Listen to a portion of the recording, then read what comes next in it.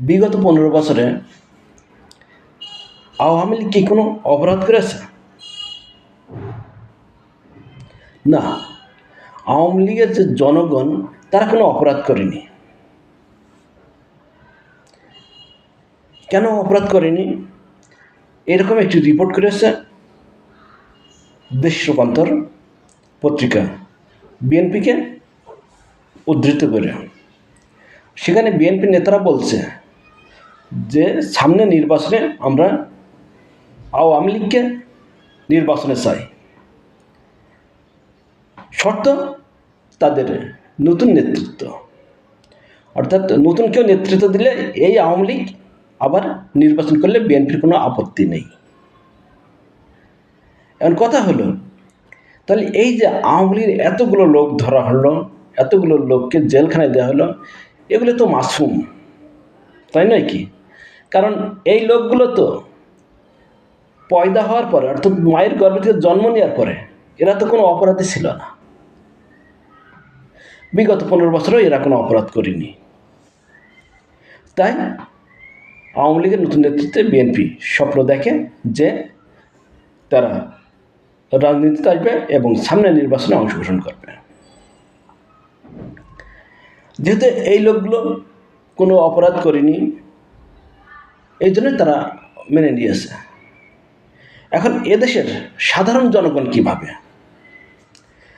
এদেশের সাধারণ জনগণ ভাবে বিএনপির থেকে একেবারে উল্টা।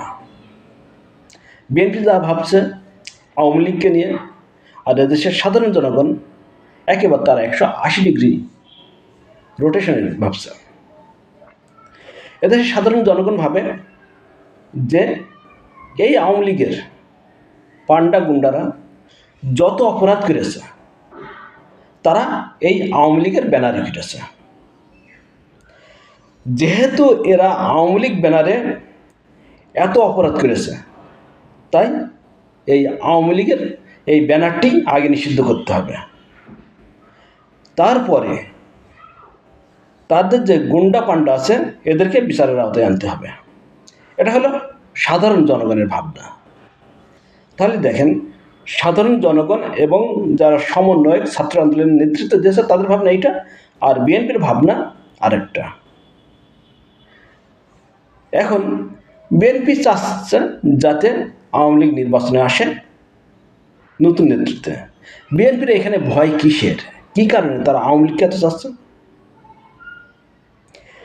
কথা হলো, বিএনপির ভিতরে ঘাপটি মেরে থাকা যেসব সেকুলার বামপন্থী আছে তারা চায় যে আওয়ামী লীগ আসুক। বিএনপির ভিতরে যারা ঘাপটি মেরে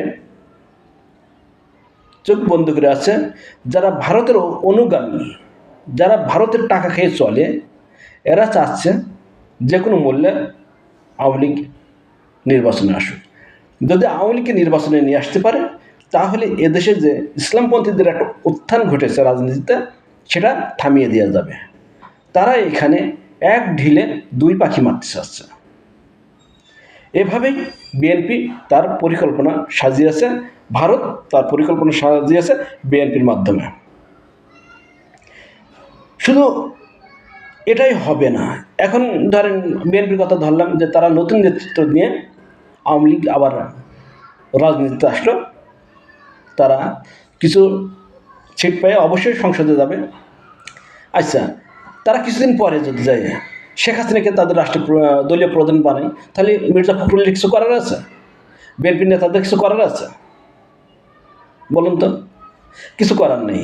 বা জয়কে যদি বানায়, এই যে সে টাকা পাচার করাকারী, টাকার অবৈধভাবে আয় করা, জয়কে যদি বানায়, শেখ রেহেনাকে যদি বানায়, তো বিএনপির দলটির কিছু করার আছে? নতুন নেতৃত্ব, তাহলে নতুন নেতৃত্ব কে দিবে?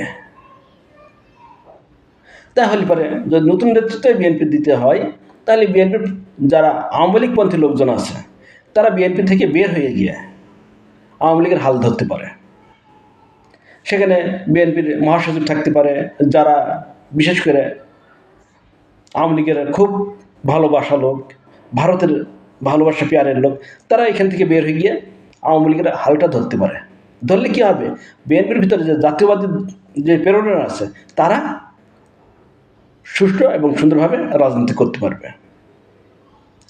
তাই বিএনপি শুধু যে আওয়ামী লীগের রাজনীতিতে প্রতিষ্ঠাই করতে চাচ্ছে না, যারা এই সমন্বয়ক হিসেবে দায়িত্ব পালন করেছিল, খুনি হাসিনাকে এদেশ থেকে পালানোর যাওয়ার জন্য সর্বোচ্চ চেষ্টা করেছিল, যারা শেখ মুজিবের মূর্তির উপরে ভাঙচুর চালিয়েছিল, হিসু করেছিল, এই মানুষগুলোকে হত্যা করার জন্য বিএনপি এই আওয়ামী লীগকে রাজনীতিতে প্রতিষ্ঠা করার চেষ্টা চালাচ্ছে।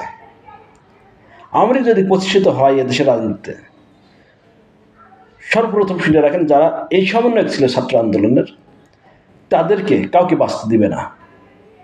তারপরে যারা শেখ মুজিবের মূর্তি ভেঙেছে, তাদেরকেও বাঁচতে দিবে না। এবং বিএনপির অনেকেই বেঁচে যাবে, কারণ তাদের সঙ্গে আত্মীয়তার সম্পর্ক আছে, তারা বেঁচে যাবে। যারা বিএনপির অতি উৎসাহিত আওয়ামী লীগের বিরুদ্ধে, তাদেরকে বাঁচতে দেবে না। যদিও এখন পুরো বিএনপির টিমটাই এখন আওয়ামী লীগের দোসর হিসাবে কাজ করার চেষ্টা চালাচ্ছে, আওয়ামী লীগের বন্ধু হিসাবে কাজ করার চেষ্টা চালাচ্ছে। তাই এদের ছাত্র জনতা যারা এই সমন্বয়ক ছিল,